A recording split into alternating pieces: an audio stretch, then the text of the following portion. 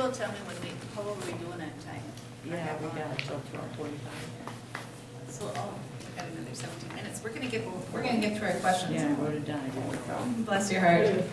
Okay. This is an interesting question, but I think it's valid. 2 years ago, the Minnesota House District 2A Convention endorsed a candidate with a checkered past. Do you have any legal problems or questionable life choices that would be used against you during the election by opposing candidates? No, I do not. You'd be hard pressed to find anything about me. You know, I don't even have a speeding ticket on my record ever in my life. I don't have you know, a criminal record that I'm aware of. Maybe somebody's using my name out there. I have no idea. But no, and you know, it was a funny thing. I actually had someone call me and tell me they seen something on the internet, and you know, the internet's all truthful and stuff. So I actually went to go see what they were talking about. Changed a few things as just some random person on the internet looking at this site. Call that person back up and says, now what does it say? And they go, oh, it says everything totally different. I said, I just changed that 2 minutes ago. So anybody can make up anything they want, but the people that know me know who I am. And like I said, if any of you guys want a record from the DMV or you know, the county or the state as far as what my criminal record is, I'd be happy to provide it for you because there's nothing on it. If you go to Minnesota courts and you search online for both of our names, you'll find that we both have criminal records. My record, my first arrest related to a protest in Minneapolis. I was arrested at the Minneapolis Armory when we were trying to save the Minneapolis Armory. Mayor Dawn Frazier had a plan for that armory building to turn it into a community center and to create a shelter for homeless women and children. And the county had a program where they wanted to build a multi-story jail site on that parcel of land. And we managed to save it. We managed to save that building. Unfortunately, it's not a community center, it's a parking lot. So, I mean, I was actually arrested naked on a ledge. The reason I did that was to demonstrate that I was unarmed. Right? The cops got a little bit rough with a few other people in the building earlier in the day. We had guns trained on us all day long. So that's how I explain my record, and I don't know how my candidate explains his, or my opponent. But you can go to Minnesota courts and look it up. It's not in the rules for rebuttal. If somebody wants to propose that, we have to suspend the rules, make a motion to change that to the rules, and that takes a 2/3 vote of the body. I would move to suspend the rules then, to allow him a rebuttal.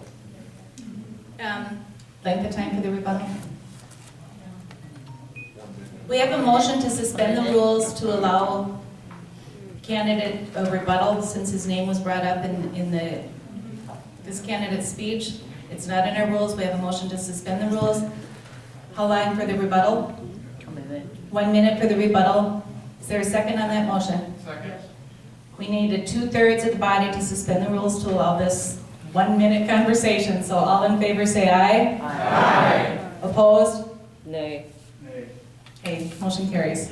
You have 1 minute.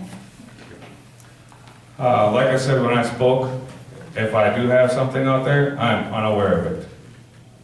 That's all the time I needed.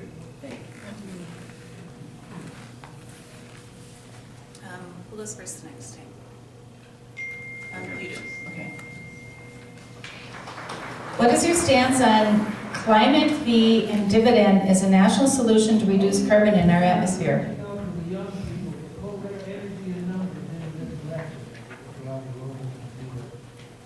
Really quickly, because I didn't get a chance there, if anyone has an internet-connected device and you want to go to the Minnesota courts and look that up. That's part of your Sure. part of your time. Yeah, it is. I support carbon tax.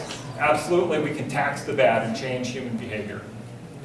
A dividend is interesting because it possibly helps poor people deal with that additional charge, right? But it may also give them the ability to keep emitting carbon in the way that they have been, right? So I think that we need some of that money that's captured in a carbon tax to go into mitigating climate change. and to helping people afford the technology that's appropriate to avoid carbon emissions going forward. If you're looking for the advantage of the dividend that's been talked about, a minimum basic income, a guaranteed basic income, is probably a strategy to put dollars into pockets in rural Minnesota and save our small towns. The dividend seems like it will do that, but absolutely we must tax the bad, tax carbon.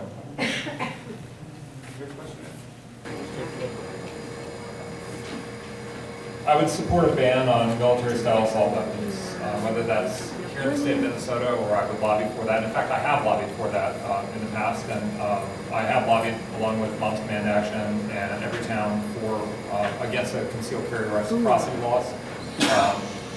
And I have an idea of my own that I think deserves consideration, and I think that a lot of the mass shooters would probably fit a profile that would be easy to catch, right? Anyone going in and buying a large quantity of the high-velocity ammunition that a lot of these shooters have used, that there should be a simple follow-up. You know, if you have suddenly bought a few thousand rounds of 223 high-velocity ammunition, I think it'd be appropriate for a local sheriff's deputy to follow up and ask where you're using that and how you intend to use it. But not a control. You know, I think just a follow-up and a check. You know, are you shipping that abroad to support a foreign conflict? Are you using it in range? What's your plan? I think this is their last question. So this is the last question. Soren will be to you first. Healthcare and drug policy. Would you support Minnesota state legislation for the legalization of medicinal or recreational marijuana use? It's not a personal priority, but it's in the state party platform, and I will support it. Yes.